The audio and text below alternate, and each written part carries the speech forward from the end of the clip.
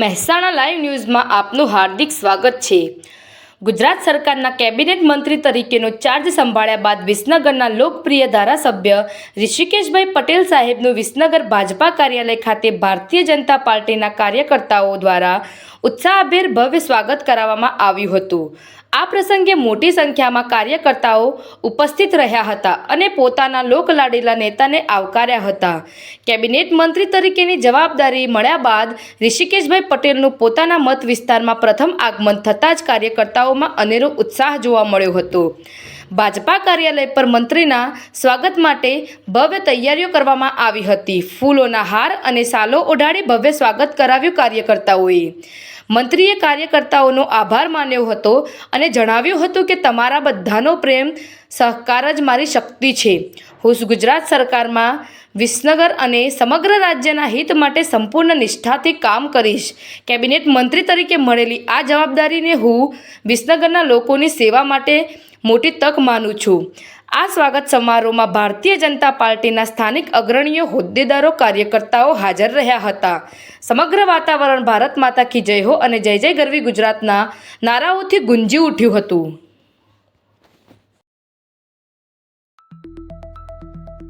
ભારતીય જનતા પાર્ટીના શીર્ષ નેતૃત્વનો આભાર માનું છું।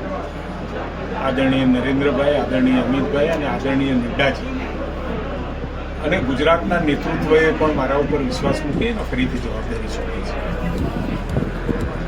ખાતરીપૂર્વક હું એટલું કહી શકું કે ભારતીય જનતા પાર્ટીની સરકાર હંમેશા વિકાસને વળગી રહીને કામ કરી રહી છે અને આવતા સમયમાં પણ આદરણીય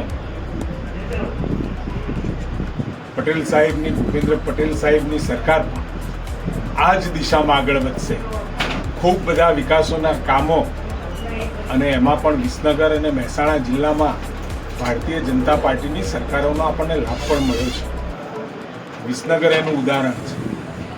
એટલે સ્વાભાવિક કે આખા ગુજરાતની અંદરથી જે અવાજ હતો, વિકાસનો અવાજ હતો, એ વિકાસના અવાજને હંમેશા એને અનુલક્ષી અને સરકારે પ્રજાના હિતોને અને દિલમાં સ્થાન પણ બનાવ્યું છે। સાથે ભારતીય જનતા પાર્ટીના કાર્યકર્તાઓ કે જેઓ હંમેશા કોઈ પણ કઠિન પરિસ્થિતિમાં, પૂર હોય કે કોવિડની પરિસ્થિતિ હોય, વાવાઝોડું હોય કે અતિવૃષ્ટિની પરિસ્થિતિ હોય, ત્યારે ભારતીય જનતા પાર્ટીનો કાર્યકર્તા પણ લોકોની વચ્ચે રહી અને કામકાજ કરતો જોવા મળ્યો છે। કોઈ પ્રસંગ એવો નથી આવ્યો કે જ્યારે મુશ્કેલીનો સમય હોય એ વખતે પાર્ટીનો કાર્યકર્તા, ભારતીય જનતા પાર્ટીનો કાર્યકર્તા એ જગ્યાએ સ્પોટ ઉપર ના હોય, એ જગ્યાએ પહોંચી જાય અને તરત જ મદદ પહોંચાડવા માટે તત્પરતાથી, તન, મન અને ધનથી એ કામ કરતો હોય છે। અને એ જ કારણ છે કે આજે સમગ્ર ગુજરાતની અંદર અને સમગ્ર ભારતની અંદર આદરણીય મોદી સાહેબનું નેતૃત્વ અને એમને જે રસ્તો બતાવ્યો છે એ પથ ઉપર દરેક સરકારો પણ ચાલી છે ને કાર્યકર્તાઓ પણ ઉત્સાહથી લોકોની વચ્ચે છે। સાહેબ, દિવાળી કાલે છે અને આજે અહીંયા દિવાળીનો માહોલ કાર્યકર્તાઓ દ્વારા જોવા મળ્યો। સ્વાભાવિક છે કે કાર્યકર્તાઓને ઉત્સાહ હોય અને એ કાર્યકર્તાના ઉત્સાહથી હું ગદગદ પણ છું। અને આ કાર્યકર્તાઓ કે જેને આ મંત્રી પદું એ ઋષિકેશભાઈ પટેલનું નથી, એમના જેવો જ એક કાર્યકર્તા છું અને મને જે સ્થાન ઉપર જેમની મહેનતથી આજે ગુજરાત રાજ્યની સેવા કરવાની તક મળી છે એવા કાર્યકર્તાઓનો આજે ઉત્સાહ હતો।